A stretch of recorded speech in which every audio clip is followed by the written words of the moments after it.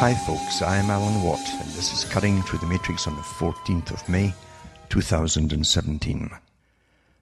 I hope you're all surviving this massive onslaught of heavy, supposed geoengineering, as I like to call it, upon a good part of at least Canada and the States, trying to really build storms, of course. That's the intention behind it. And sure enough, in Quebec and other places across Canada, they caused quite a lot of flooding, pretty bad, severe flooding, and even had the military out in parts of Quebec too to help people get out their homes and so on. That's what you can do with weather warfare, and of course geoengineering is simply an extension of a very old idea. And it's also to give a small clique, basically, that already runs the world financially, the power to control society, right down to deciding who will be born, who will not be born for the next phase of the system. We truly have been run by a small elite for an awful long time. And the arrogance of them, even in the last couple of hundred years, has been quite obvious to those who've read their own materials.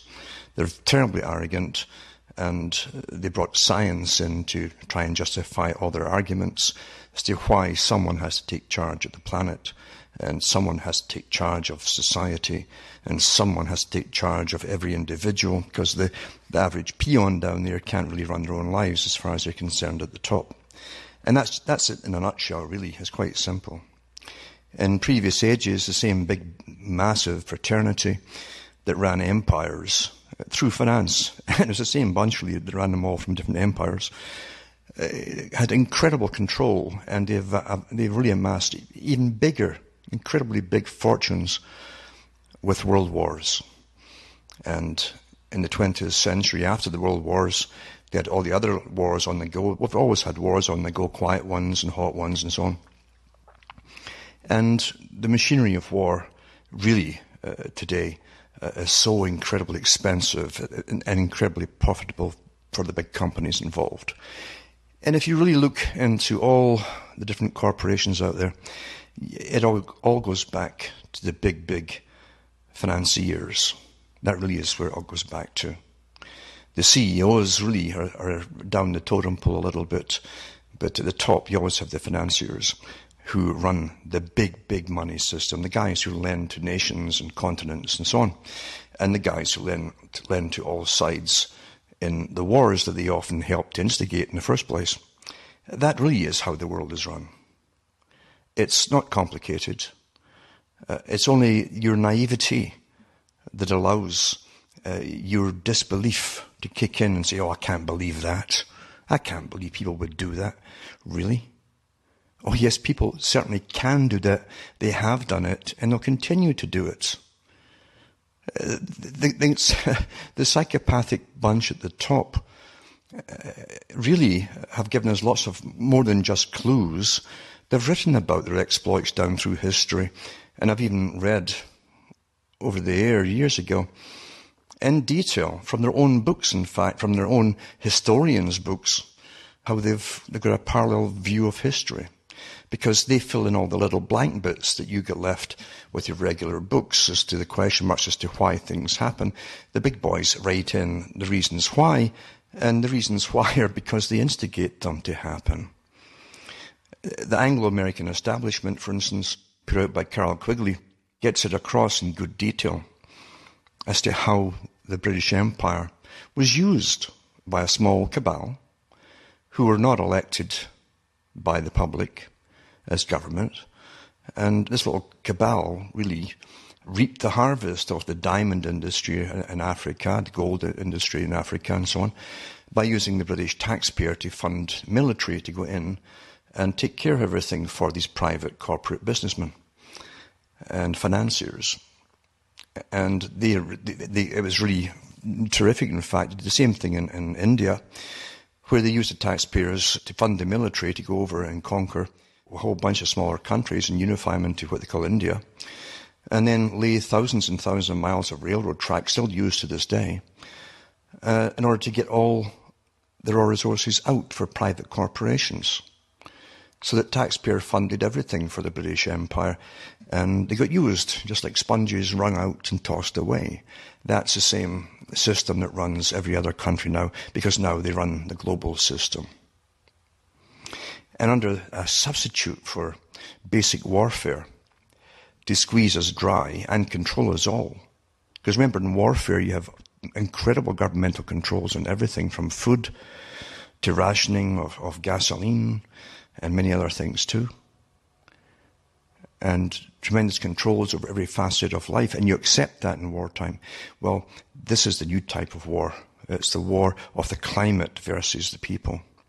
And it's all your fault, basically. So you're going to pay for it, and you're going to have scientists and government agencies running your life in every possible minute area, as well as all the larger areas of existence. No, I'm not kidding you about that. It's no exaggeration. And it's not alarmism either. It's a fact. They've written about this. They've had their own big think tanks discuss it to find ways of controlling the people, getting the people to give up their rights to control themselves and run their own lives, and reasons to do it. And that's what they came up with. That was the con, climate change, and people are at fault. And now you're going to really suffer under Agenda 21, which is now in 2030, and so on. It's still the same agenda for the whole century. That's the 21st century. You literally are going to have all your free money being taken away from you in taxes and fees and so on in a post-consumerist society. So that's where you are going into right now. Our lives really are shaped and run by non-governmental organizations.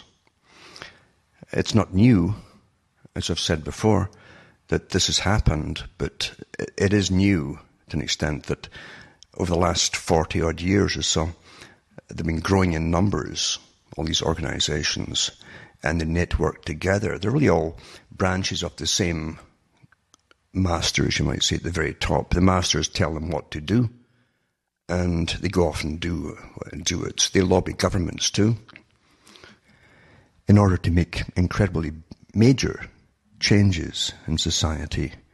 You need the public's approval, at least acceptance of your big plans. And therefore, it has to be on a wartime footing. You don't have an actual war as such. It's a war of something else, but it's still a war. It's a war of nature versus humanity, or humanity versus nature.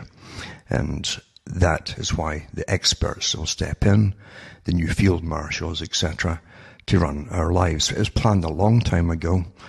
It's so incredibly huge, all the different interlacing organizations. It's massive, and it's incredibly well funded, both with your tax money and private foundational money as well. The big philanthropists, as they call themselves, are on board with it, the Bill Gates and many, many other types too. And they believe they have the right to rule the world. It's an old battle, this idea of allowing those that believe that they are superior to everybody else intellectually. They've always believed they should have the right to rule the rest of the general public.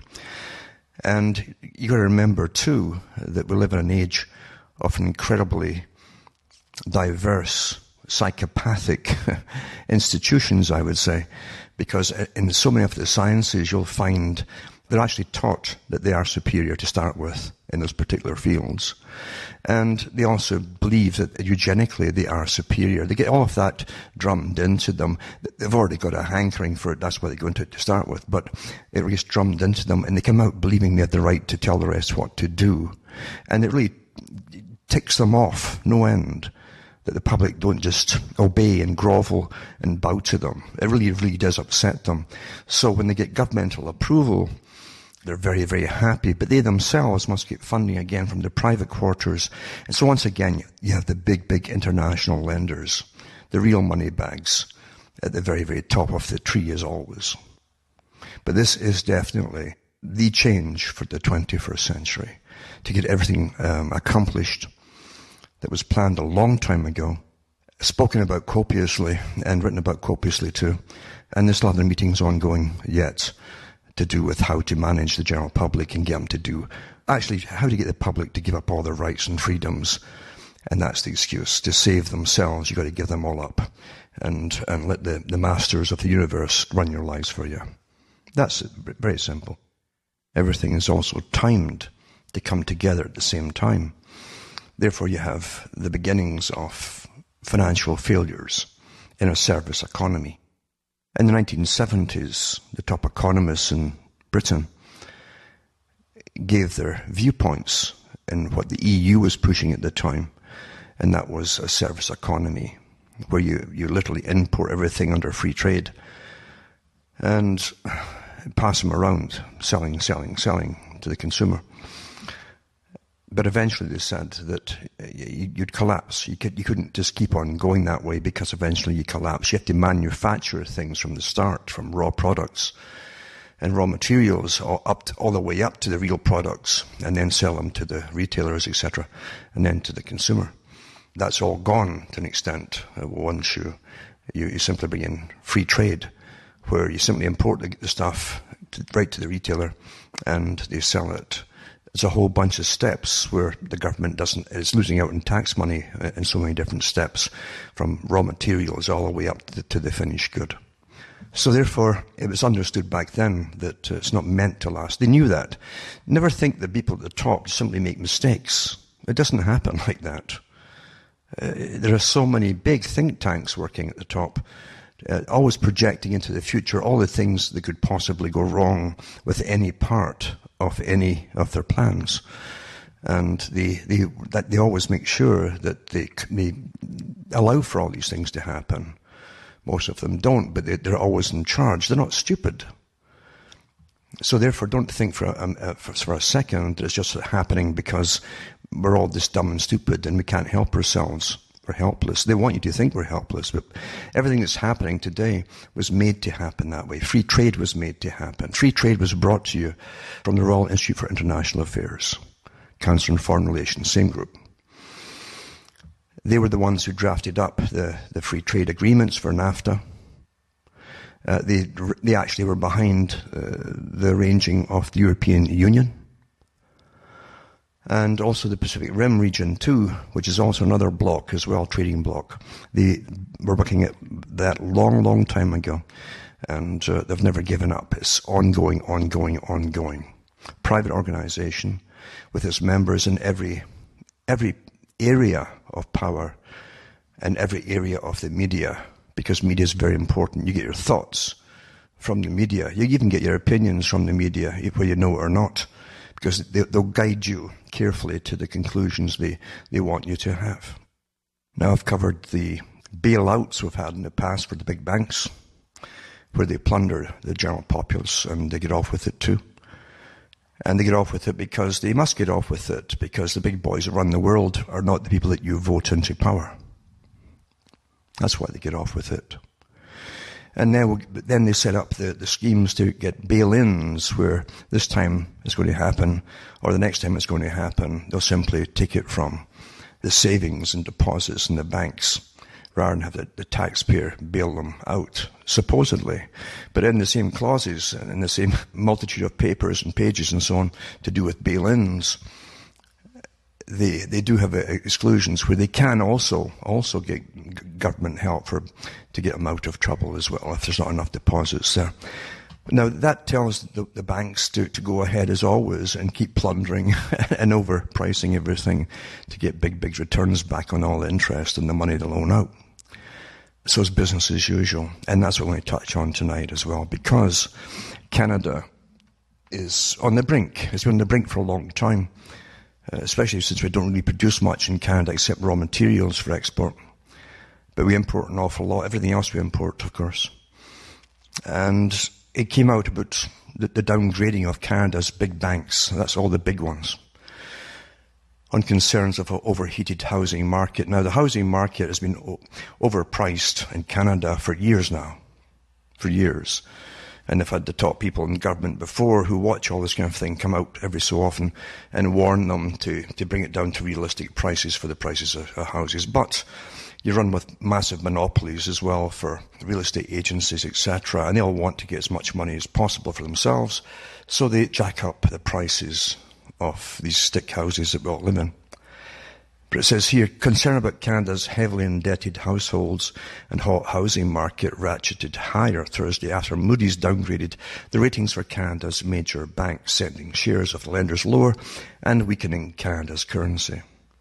Moody's says there are concerns about over-indebtedness. Now, it just means overpricing of housing and high housing prices that could leave lenders vulnerable to potential losses on assets. The reasons given will sound eerily familiar to an Australian audience. This is from an Australian paper. Says analyst Mason Stevens.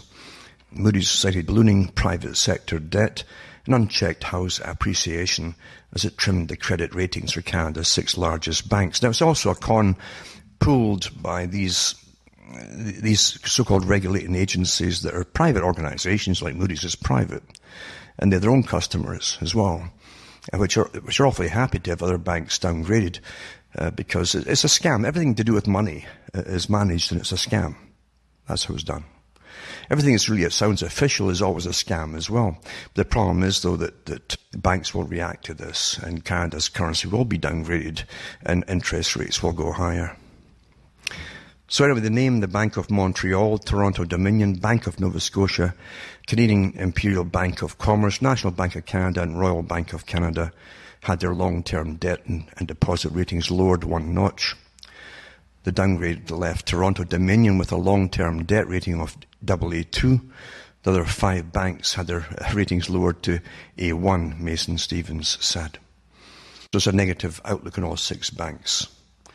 Continued growth in Canadian consumer debt and elevated housing prices leave consumers and Canadian banks more vulnerable to downside risk facing the Canadian economy than in the past, it says. The household debt to income ratio has risen to a record high of 167%, and house prices have more than doubled in the 2 biggest markets, Toronto and Vancouver, since 2009. The downgrade is expected to turn banks and investors more cautious about Canada's long housing boom and heady mortgage market, coming just weeks after Home Capital Group in Canada, Canada's biggest non-bank lender, faced a sharp withdrawal of deposits after a regulator said it made misleading statements to investors about its mortgage underwriting business. Now, it should be remembered that pretty well all the countries, the big countries, signed on to the World Bank's idea of bail-in.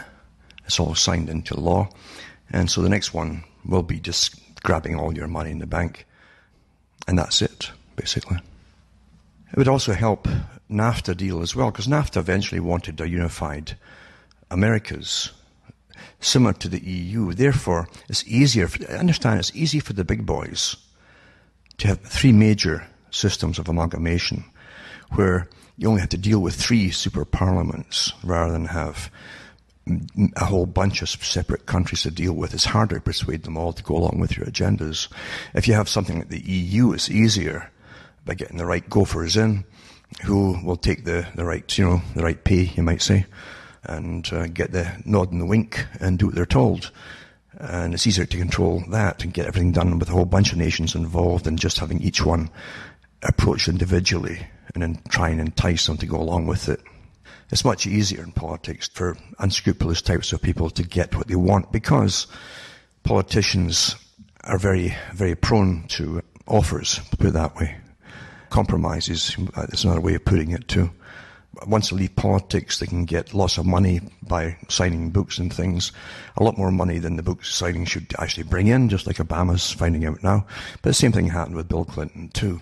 These are payoffs, and everyone knows it. It's legal payoffs, which cannot be touched. They can always, tongue-in-cheek, say, with a big smile on their face, yeah, they really appreciate me signing these books with my signature on it.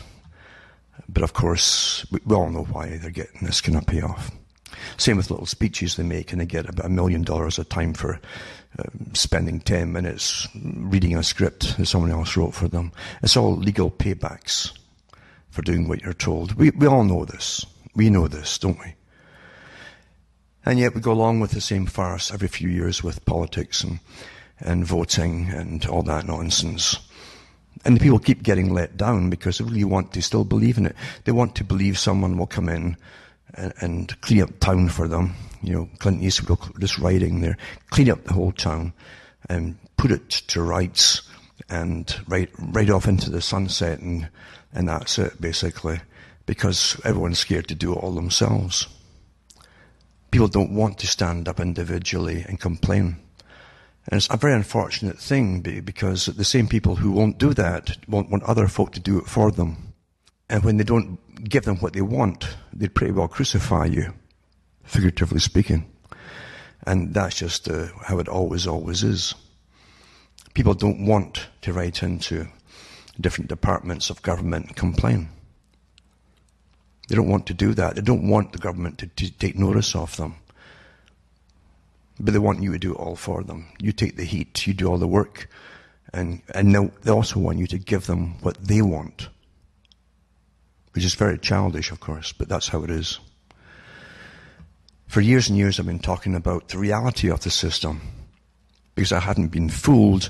I'm not a con man either. This meant to lead you like a Pied Piper in circles and diffuse your energies, because that's what generally happens. Your leaders are supplied to you. You're supposed to do the work yourselves and complain yourselves directly to the folk you complain to. That's what your mouth is for. That's what you can read and write for. You can send off letters. You can email these people. You can phone them. And just letting them know that millions of folk are very unhappy about things. It might get some results. But waiting for someone else to do it for you is not going to happen. It doesn't happen that way. And you should know all that by now anyway. You really should. I've said before that democracy gives you elections every 4 or 5 years to stop you having revolutions. Because you hope the next one will be better than the last lot. And you're always played as suckers. Always, but you never learn. And change can only happen. Change for the good can only happen if you all speak up individually. Because you can't get compromised that way by groups. Groups are easier to compromise. But individually, yeah, you can let them know what you're thinking, and they're really unhappy about things. And there's no law about complaining. You're supposed to complain. And that's the only way that anything can really change. At least they know then they have to cater a bit more to different kinds of people that way. Now getting back to these bank articles on Canada. Now Canada's just an example of the rest of the countries as well. Because we're all back into the same scam of overpricing of homes especially. Actually overpricing of everything really. And the big corporations make incredible bonuses for themselves every year. You've seen them before. The banks do the same thing. We bail out banks, and at the end of the year, they give themselves $1 million bonuses again. It's just incredible corruption. And they're laughing at the general public. Just laughing, really. Remember, too, I went through the different laws to do with banks years ago, that when you put money into a bank for deposit or even checking, the bank no longer sees it as yours, it's actually theirs. That's why you have to sign to get it back out, even though they know you in the bank.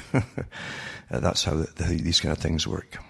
Getting back to this article here, they talk about it, just overheated prices out of sight. And that's what happened with the 2008 collapse, remember, 2007, 2008 collapse. Same thing. They were juggling these prices and selling them in big packages of multiple mortgages and keeping jacking up the prices until it was just in outer space somewhere. So badly. And no one was punished for that except the public. The public always get punished. And those poor suckers who lost their homes. Yeah. Then another one here too says Home Capital fails to draw buyout interest from Canada banks. And Canadian banks and financing firms are so far showing little interest in buying Home Capital Group Inc. That's the one that went under pretty well, vindicating short sellers who say the embattled mortgage lender could be sold off piecemeal, driving the stock down further. People in the industry would rather see these guys go out of business because the loans aren't worth the risk and they're so leveraged, said Mark Cohodes, private investor, part-time chicken farmer in California, who's been shorting the stock or betting on declines for more than 2 years. Home Capital is looking for buyers amid an outflow of deposits that has seen customers withdraw about $1.6 billion dollar Canadian in a month. The withdrawals led to a debt rating cut by Standard & Poor's global ratings late Tuesday to B- from B+, the second downgrade in 6 days. The company postponed the release of its first quarter earnings, scheduled for after markets Wednesday to May 11th. Other banks have indicated that they aren't interested in the lender. Canadian Western Bank CEO Chris Fowler said his Edmonton-based lender, which has an alternative mortgage business, would not be a buyer for all of Home Capital. And they go on and on and on. But the thing is, all the banks are really just sitting their fingers crossed right now in Canada because, as I've said before, in the previous article, all the biggies are on the verge themselves, really. It wouldn't take much. Really wouldn't take much. And plus, when they kick in all the different taxes that they're going to hit the people with very shortly, they already hit them in some places already with carbon taxes and things like that. It's just going to make things worse and worse and worse. We know that. So do the big boys too, mind you. Now, when it comes to nuclear disaster problems, they're not unique. And they happen pretty frequently, in fact, when you go into the histories of atomic power and what happens to the big stations. In Britain and elsewhere across the world, they're always having problems. And I can remember in Canada too, where every so often one of the plants that use water from Lake Ontario pours water back into the Ontario, and water that's contaminated from whatever reason that they have, superheating or whatever they call it generally, and they always play it down as no big deal. But radiation, of course, because it accumulates and it's got such a long lifespan, as it shortens your lifespan, it really is a very dangerous stuff, and there's no real safe level, as they're told. We know from the Fukushima problem, for instance, they're still ongoing, massively so, that radiation levels are so high all around the area and for a good distance beyond that really you'll never get rid of it. And remember too, the different kinds of particles of atomic radiation, sometimes you'll need a tiny little particle to cause cancer. It's rather nasty stuff indeed. We just don't know how to handle it. And that's why it's always been a mystery to a lot of people as to why it's always been pushed as a must-be for the world. There's nothing wrong with coal. We know coal, for instance, is to be a no-no under all the big monopoly powers that want their fuels to be used instead. And that's really what it is too, is to get governments to mandate what you will use for fuel as opposed to coal. And coal, with all the scrubbers that they had on the big stacks, really is a very, very clean way of heating, well, even getting turbines to work, electrical turbines, etc. Very, very good stuff. And we've got such really, it's got centuries of supplies left of coal. But that's not to be. Instead, we've got to use windmills, which are always breaking down, and it costs an awful lot of money to maintain. And again, it's big monopoly power. And the same monopolies, of course, really, I mean, let's be honest, they're always lobbying governments to get what they want. And there has to be big payoffs.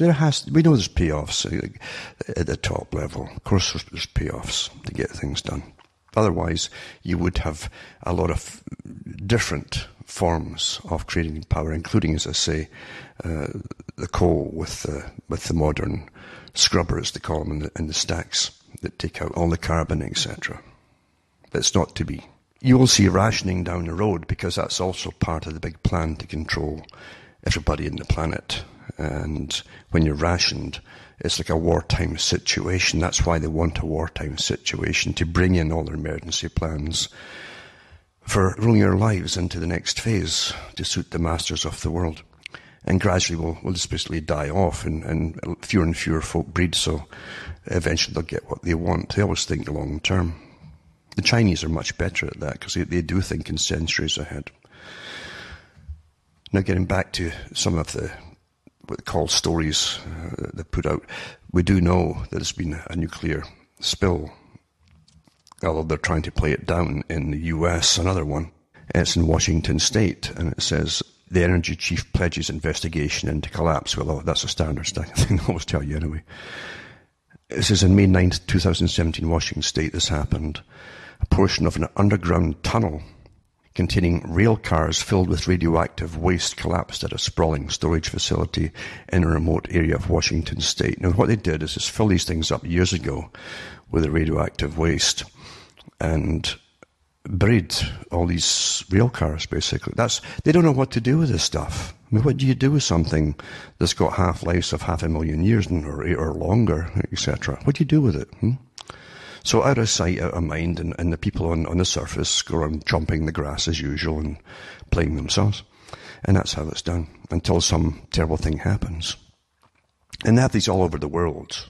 They just don't know what to do. I've mentioned before in talks how they literally dump containers into lakes in different countries, into the sea as well, off of Britain, for instance, into the Channel and elsewhere. And these things rust through. These containers just rust through eventually, and the stuff leaks into the water. It's as though those in charge of the power at the moment will leave all the problems to the next generation or whatever.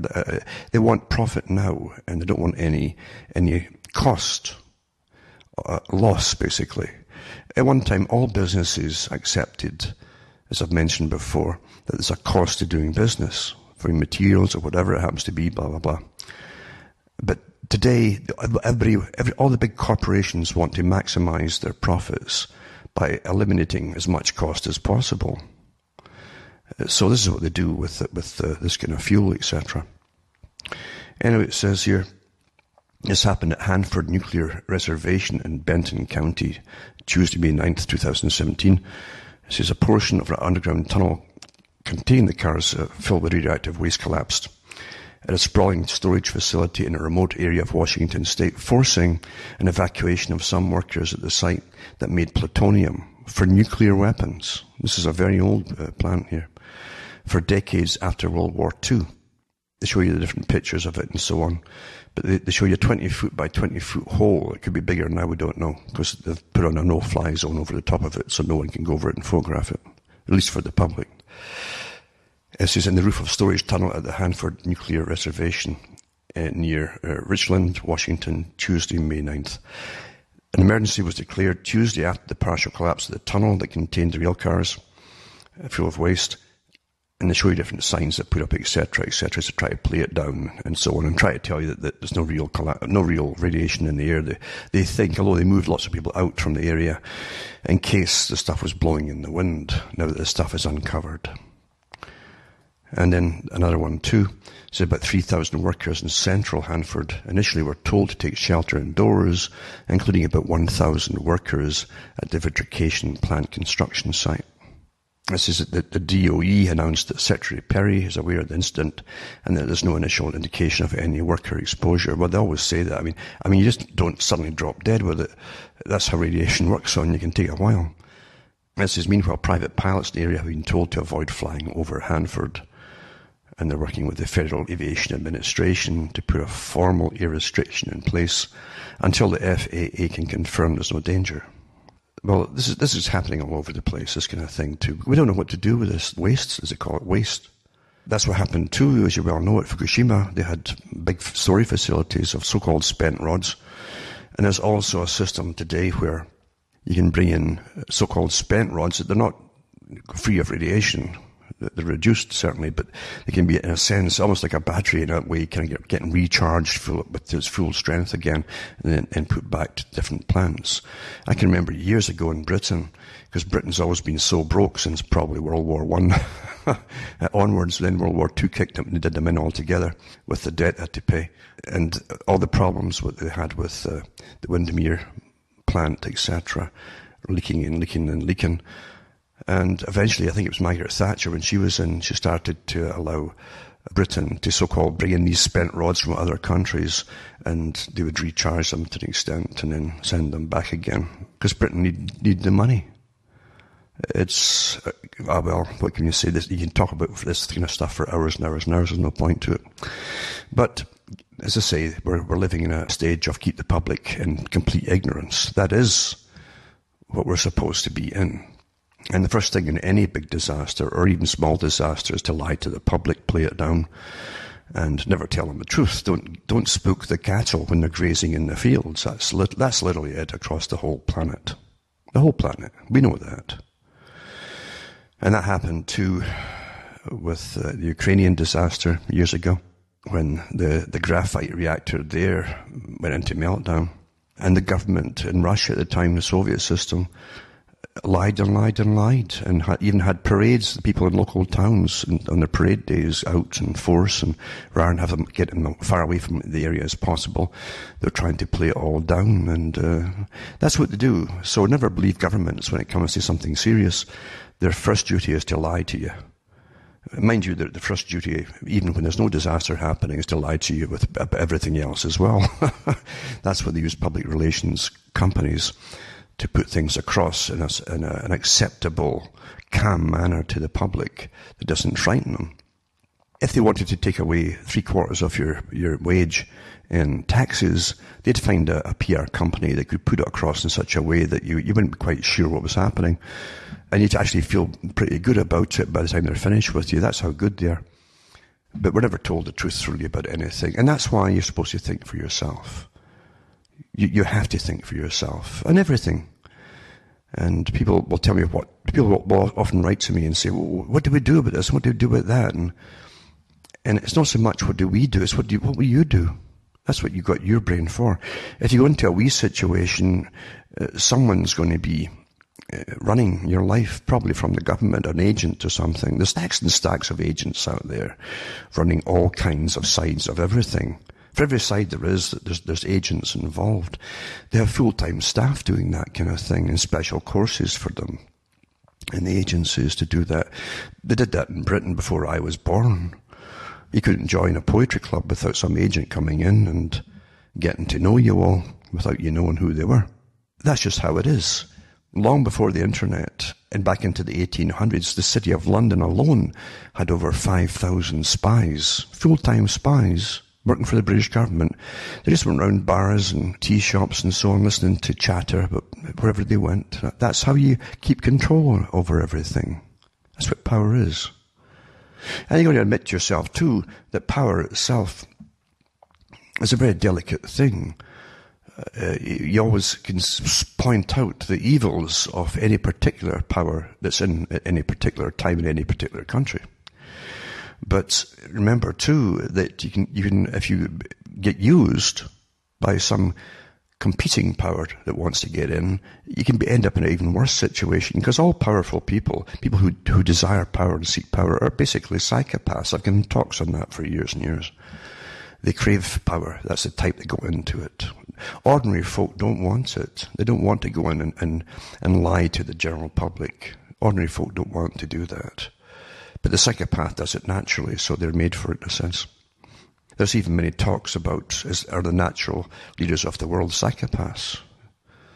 And it does make you wonder, doesn't it? Because the history of the world, the real history of the world, when we take off all the fluffy bits, that's been covering it for an awful long time, it's pretty well been a horror show.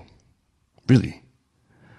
Where elites have always used the masses for their own aggrandizement at the top. The level of living for those at the top structure, the pyramid structure, around royalty, for instance, and then into the governments that we have today, the ones around them are living it like kings and queens did, actually more, in a better standard of living than they did even 200 or 300 years ago. It's astonishing to when you really realize the level of luxury that so many folk live in today, for doing very little, in fact. Very, very little. So it doesn't surprise me we're always run by the evil people. But you take most of Europe, and Britain especially perhaps, right into the 1800s, the politicians that they had in Britain, early politicians, really were often put in by corporations of the day. And other ones were elected by supposedly the people, but they'd be representing the big manufacturers, really, that saw themselves as a separate group from from the people who worked all the cotton shuttles or whatever else it happened to be. That's just how it was. And they took bribes galore. It was well documented. Everybody took bribes from big corporations, and it was like a business. Becoming a politician was like joining another branch of business, where you simply looked for the best bid or bribe to push forward some lobbyist for a big corporation of the day. The general population really were living at pauper status, even though they did all the work. And the same with the farmers too. Most farmers scraped by up until the 20th century. And in the 20th century, they had nothing but wars where government stepped in again and took most of their produce from them. World War I, people don't realize, had rationing for the British folk, for instance. They went from World War I into the Great Depression, because Britain owed so much money to the bankers because of World War I. They were in a depression before the crashes elsewhere. So they had World War I and rationing for food, etc., into the depression, into World War II. And World War II, the rationing didn't stop till the early and mid-50s, 1950s. So literally, you had people on almost starvation level diets, and very poor diets at that. That's why so many folk were small. And their children ended up getting a bit bigger. And then the next generation, a bit bigger still. But even at that, when you've gone through tremendous deprivation for 2 or 3 generations, changes happen in the offspring from the first and second and third generation. And that's why there are so many cancers and different things and problems today. That's one of the reasons, I should say. But that's how the people were treated. For what? For what? And then once they had World War II through, they started bringing in people from all over the world into Britain to make it international. So they'd fought wars, supposedly, to keep their country and their culture, and then they were supposed to give it all away. And that's what's happened to the present day. It's gone. Britain is finished. It's gone. And they teach them in school how bad the old system was, and how bad all the people were, etc., etc., etc., and how good the new system is. It's really astonishing. You never get truth out of anything, even when it's happening.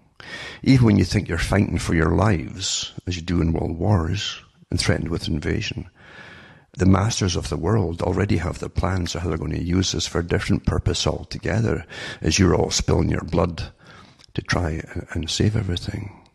You're used and you're used and you're used over and over again. That will never stop, because psychopaths, especially the intelligent psychopaths, scheme way in advance. These are the guys who are the top CEOs of corporations and so on, always scheming, always scheming, always scheming. And that's the truth of the matter. And that's why you'll never have peace. And that's why you'll never get any further ahead, because they'll still plan to have their bank crashes every so often as they're planning again.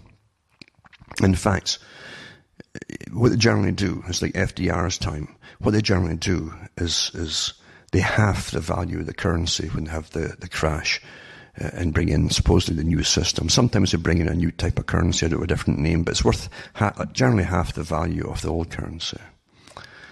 And so you've lost. And that's why only the psychopathic cliques always get richer and richer as you get poorer and poorer and poorer.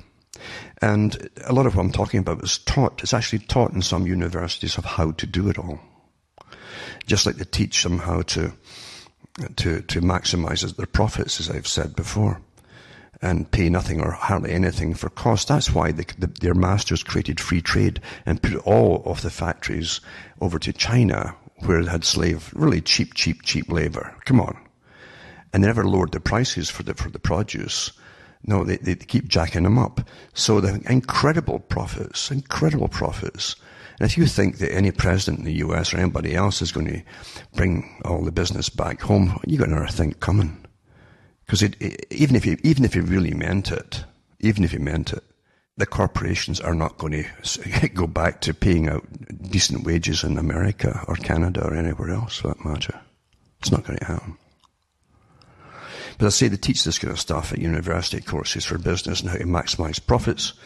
and they teach it also in economics, etc., etc., where the ones who are smart, supposedly, who can laugh at all the people who are not so smart and actually use them. And that really is what business is about to that high level. It's using people. And mind you, too, when you've trained the public to be docile, when you've trained them that everything's fine, when you've trained them that they can entertain themselves forever for pennies, really, in this day and age, and so on and so on, then the people really won't take much notice on the big things that are happening around them. And that's done by design. That's done by design. If they can keep you entertained and distracted, then you'll put up with an awful lot of nonsense right to the bitter end, if it needs be. In fact, I really think that they have, through their wargaming situations at very high levels, worked through, and all their computer models, how society would react through all different kinds of situations. How would we manage them through all these nasty situations where they're deprived of good food and various other things too. And sure enough, you'll always find that lots of cheap entertainment and sex and so on will keep them distracted even through the most horrible times. And that's how we're managed by those that manage us. And behavioral psychology is used in neuroscience, etc. Because it's true, we're so incredibly well studied that those at the top are pretty confident that they'll never lose control. That was always the fear in previous times, the fear of losing control over their herd, the herd that they live off. And it doesn't matter if it's communist or capitalist, it's all the same people at the top running it. And they'll benefit regardless of what they want to call the system. But they've always had that fear of losing the herd through unforeseen circumstances. So they're always playing these war games on various other things. Why would the public start to go off in a different direction and not listen to their masters, etc., etc., etc.? That's always been a problem.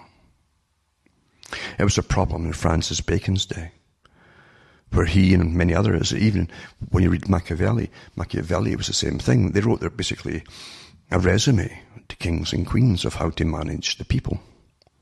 And they all say the same thing: never tell the people the truth. Always be devious and tell the people lies.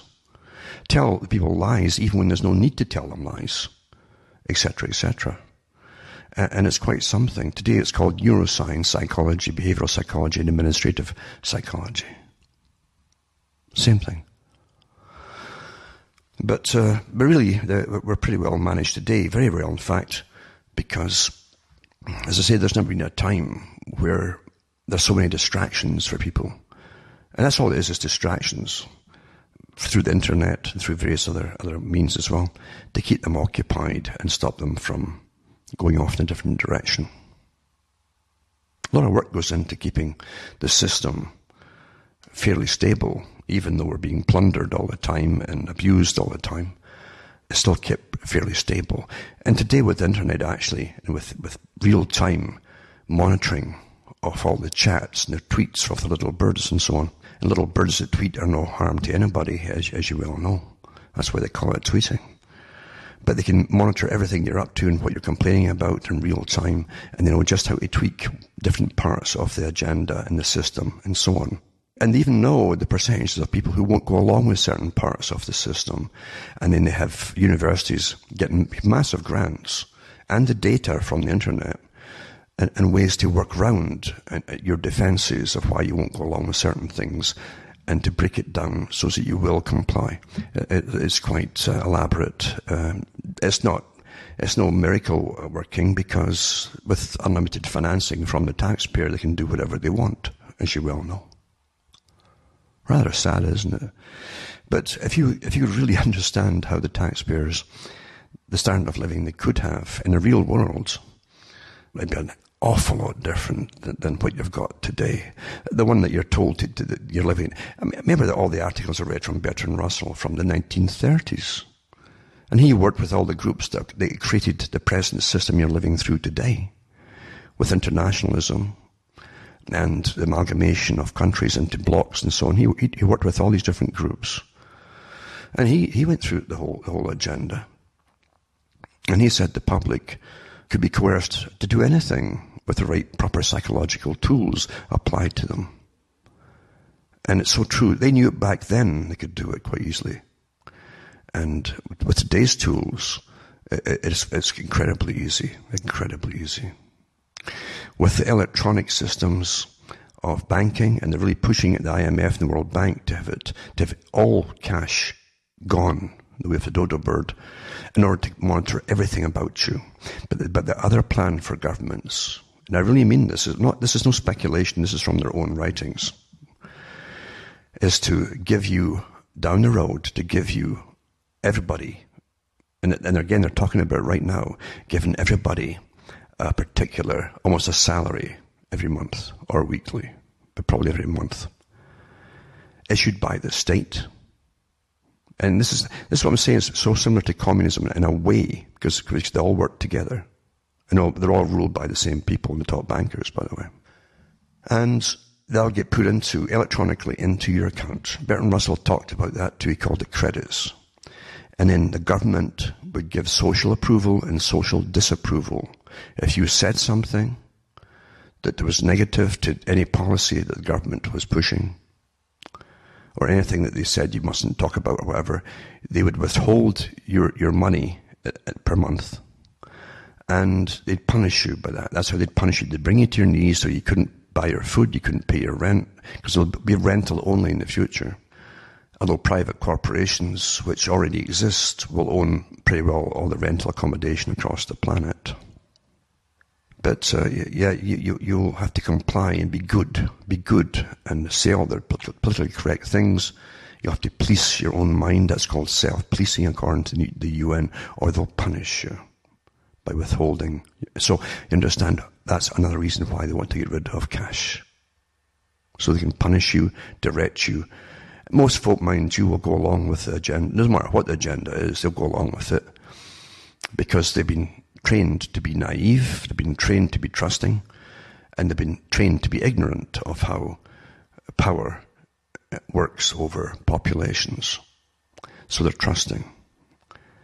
You've heard, how many times have you heard that said, oh, they'd never do that to us. Oh, no one would ever do that. Or somebody would stop them. Now, right now, as I've said, I've read the articles like last week where governments had been talking about, by their think tanks, that again, you don't vote these think tanks in from these private institutions and so on, the ones that somehow draft themselves on and advise governments. But these think tanks talked about the cashless society and how they would manage society from the governmental level and give a lot of people basically a wage, because we can't all work, they claim, because of machinery and robotics taking over their jobs, etc. But what they really mean is that they're not going to get rid of free trade where everything's made in China. They're not going to bring the plants back to your countries, etc., etc. Because machines can't do everything. And who says they have to in the first place, except to maximize the profit? Well, how can you maximize the profit and maximize the profit if no one can afford to buy anything? Or more and more folk are unemployed? Well, again, the government's going to give them all the wages for existing. But once they give them a wage, then you're under the power of the government as to how you're going to live, what standard of living you're going to have, and they're going to direct your life with all kinds of workers and new kinds of social workers, etc. And then they'll give you little tidbits to give you, oh, here, take this little thing here. If you take this free vasectomy, you'll get extra money with your welfare. Although I have a new nice name for welfare, if your payment this next month. So just take that little snip there and be good, and we'll give you extra money because you're helping to reduce the population by not breeding. All this stuff was discussed before, I was born. And it's been all put out into the open again. Yep, all been put out again. In the 1960s, the Royal Institute for International Affairs, Council on Foreign Relations, met in London, and they laid out the plan for the whole world. And in that plan, they had that. They said, and all the papers, if you look up the old papers, you'll see it. The future is going to be utopia. They always sell you utopias as they bring you hell. But it was going to be utopia. And they had pictures and drawings of people walking around in togas and there was so much leisure time that very few folk would have to work. And the ones that did would do it as an honour and a privilege. It was back in the 1960s by this private institution that runs the world on behalf of the people at the top that run it all through cash and money, who own everything. That's the real world we live in. But they could never have gotten away with it if they didn't run all the school systems, brainwash you, and teach you not to think for yourself. That's what school does. I came out of school, and for a while I could recite all the different battles and who did it, and it was all like some foreign language to me, really, because it meant nothing to me. It meant nothing to most people. Because it never told you any truths about a British Empire. What on earth was a British Empire? Why did it exist in the first? Why was it over the world? How come the people across Britain didn't benefit from this British Empire, but a clique in London did? Never explained. Another thing, too, is to remember is there's no real free speech. Money is power, and those who own it all have the power. He who hath the gold maketh the rules. That was an old Broadman saying, I think it was. And you'll find that even in comedy and satire, the big boys don't have any sense of humour anymore. At one time, the court jester could make a comment about something the king was doing at the time, and he would do it in a clever, witty way, in such a way that everybody would laugh, hopefully the king too, and that way the jester kept his head attached to his body. But today, they don't really have much of a sense of humour when it comes to power, and they use it immediately. Here's an article here, for instance, and it's from Fort Dodge in Iowa, and it talks about a cartoonist. It says Rick Friday, that's his name, has been giving farmers a voice and a laugh every Friday for 2 decades through his cartoons and farm news. So 20 years he's been putting out cartoons for the farm news. He announced on Sunday that his job was over after 21 years in a Facebook post that he's had, it's gone viral. It says, again, I fall hard in the best interest of large corporations. I'm no longer the editorial cartoonist for farm news due to the attached cartoon, which was published yesterday. Apparently a large company affiliated with one of the corporations mentioned in the cartoon was insulted and cancelled their advertisement with the paper, thus resulting in the reprimand of my editor and cancellation of Friday cartoons. After 21 years of service and over 1,090 published cartoons to over 24,000 households per week in 33 counties of Iowa. He said, I did my research and only submitted the facts in my cartoon. And it goes on and tells you what happens. And he said in the cartoon, and I'll put these links up tonight, but it says, the first says, I wish there was more profit in farming. This is the farmers talking to each other. The second farmer answers and says, there is, in the year 2015, the CEOs of Monsanto, DuPont, Pioneer and John Deere combined made more money than 2,129 Iowa farmers. And that's it. That's what got them fired, basically. Because the big corporations don't have humour. They're purely business, profit, and lobbying government to make sure they can use their stuff on the fields, etc., that we end up eating with our vegetables. And that's how business really works. So even satire and cartoons isn't safe anymore. Nowadays, the court jester would have his head separated from his body. And that's how we live. We're living in a more intolerant age when it comes to real political correctness. Political correctness doesn't have a sense of humour. It demands you behave. It demands, and actually eventually, just like in 1984, that will demand that you will see what your boss wants you to see. And you will think, you really will think, you won't just emulate it, you'll think what your boss tells you to think, and you better believe it all.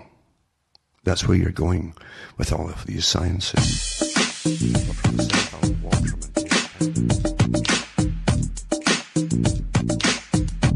You're listening to UCY.